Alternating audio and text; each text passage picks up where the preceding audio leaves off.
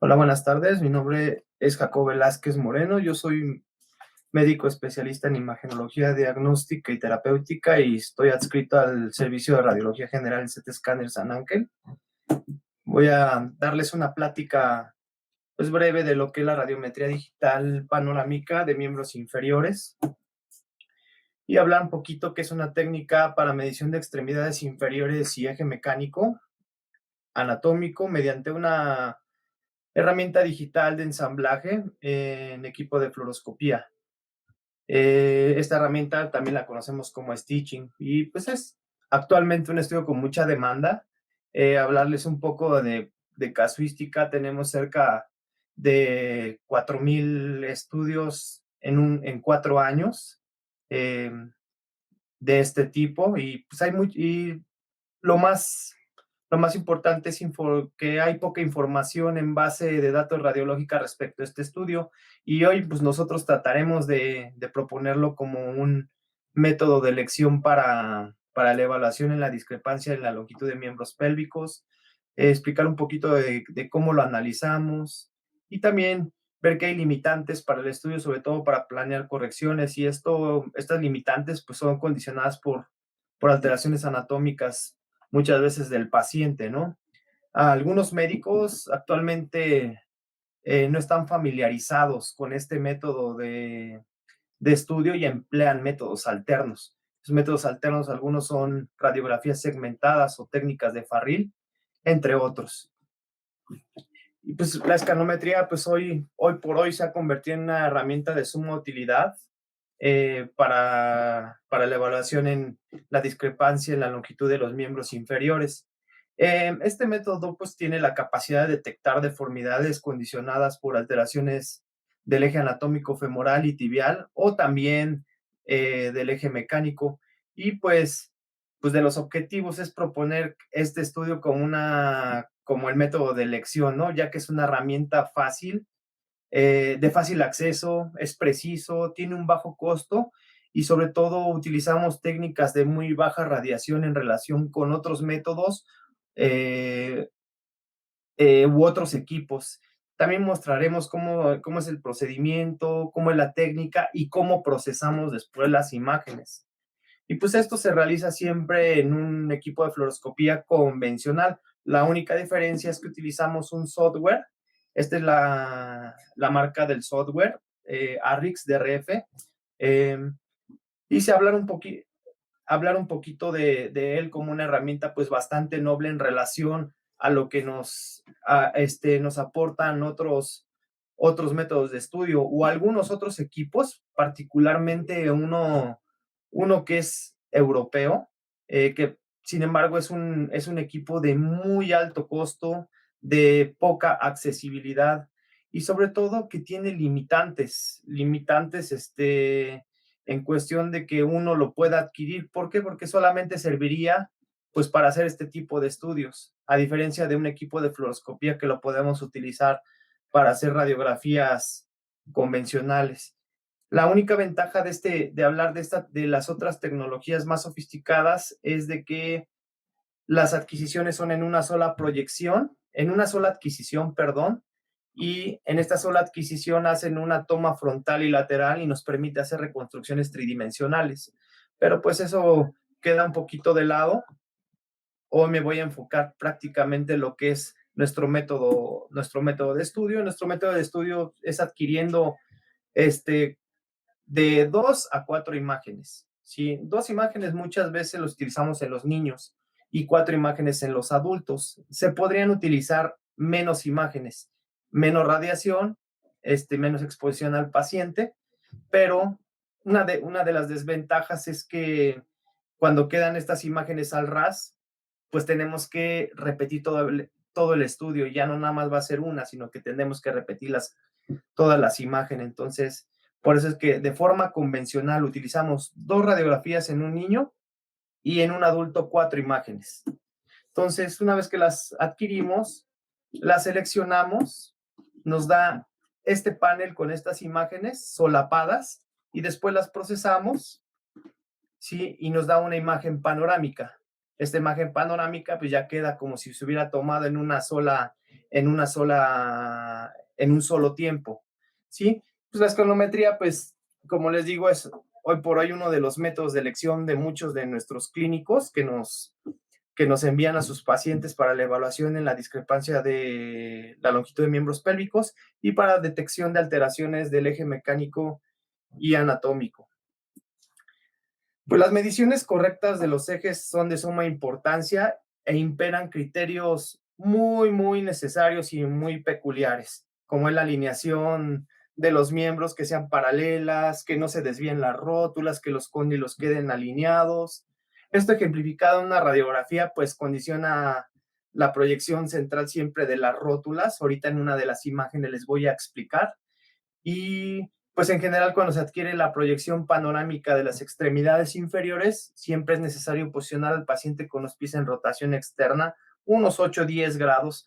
Esto es lo que dicen normalmente pues los libros, son las recomendaciones, todo, pero no siempre todos los casos son iguales. Hay que particularizar, sobre todo en nuestro centro de diagnóstico mandan mucha gente con anomalías anatómicas, vaya, deformidades del fémur, de la tibia, y no siempre pues estas condiciones nos permite hacerlo como nos dicen luego las guías, ¿no? Sino que tenemos que improvisar y tomarlo pues lo mejor posible, solamente en este escenario, cuando el paciente anatómicamente no nos lo permite. Entonces, tomando esta imagen como referencia, vemos aquí pues que no esté movida, que esté adecuadamente ensamblada la imagen y sobre todo este parámetro, el ver las rótulas en el centro de los cóndilos. Viendo las rótulas así sabemos que el paciente está adecuadamente posicionado. Bueno, pues la evaluación de las extremidades inferiores también implica distinguir ejes anatómicos y ejes mecánicos. Los ejes anatómicos pues son tanto del fémur como de la tibia y pues esto no es nada más ni nada menos que son unas líneas que discurren a todo lo largo y por el centro de la diáfisis femoral y de la diáfisis tibial respectivamente. Eso debe de ir paralelo siempre a las corticales de cada hueso. Eso es el eje anatómico, tanto femoral como tibial. Y también está el eje mecánico de las extremidades inferiores que se establece en la radiografía panorámica, pues trazando una línea que va desde el centro de la cabeza femoral hasta el centro de la articulación tibiotalar. Y esta línea cruza en condiciones normales ligeramente medial al punto central de la articulación de la rodilla.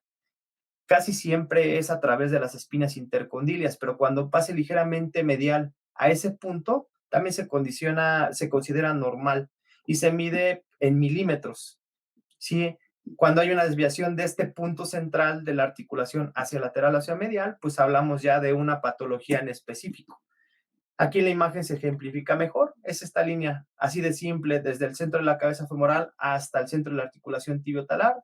Yo aquí le digo siempre al centro del astrágalo, es más fácil ubicarnos. Lo normal casi siempre pasa por este punto, pero si pasa ligeramente medial es normal, es totalmente normal. Hay algunos parámetros ya medidos en milímetros que infiere patología, que ya más adelante se los explicaré. También está el eje anatómico de las extremidades inferiores. Se valora en la radiografía panorámica midiendo el ángulo lateral resultante entre el eje anatómico del fémur y de la tibia. Y en los equipos digitales este ángulo pues lo calculamos con las herramientas que casi todos los equipos los tienen, ¿sí? Y no es nada más que nada menos que esto. Este es el eje anatómico del fémur, el eje anatómico de la tibia y las líneas que se entrecruzan, forman un ángulo. En nuestro centro de diagnóstico medimos este ángulo, que es el externo, pero también podemos medir el interno. El externo siempre nos va a dar un número grande, 172, 176, 178 en condiciones normales, pero también podemos medir el ángulo interno, como lo ejemplifiqué en que nos puede dar un número pequeñito, ¿sí? Que pueden ser 5 grados, 3 grados, 4 grados, ¿sí? Pero nosotros en nuestro centro de diagnóstico evaluamos el ángulo externo. Al final es lo mismo. ¿Sí? La evaluación de la longitud de los miembros pélvicos se realiza midiendo desde la parte más superior de la cabeza femoral hasta el borde inferior de la superficie articular de la tibia. Más fácil dicho, ¿sí? Es esto.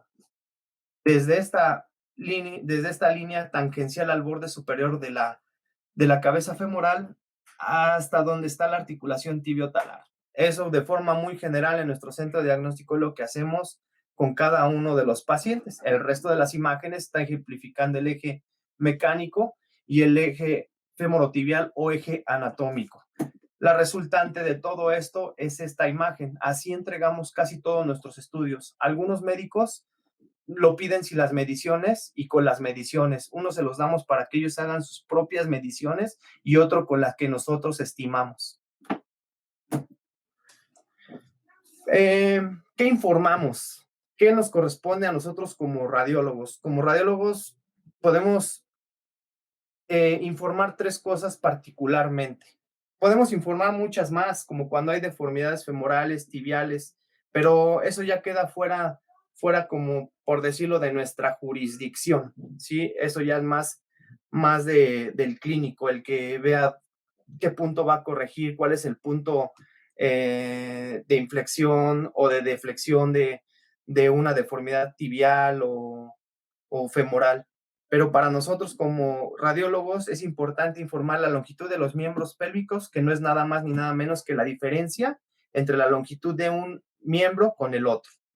El eje anatómico, femoral y tibial, con unidad de medida en grados, que lo normal es entre 172 y 178 grados. Y el eje mecánico, que se establece, como ya lo había mencionado previamente, como la línea que va del punto central de la articulación de la cadera hasta el punto central de la articulación tibiotalar.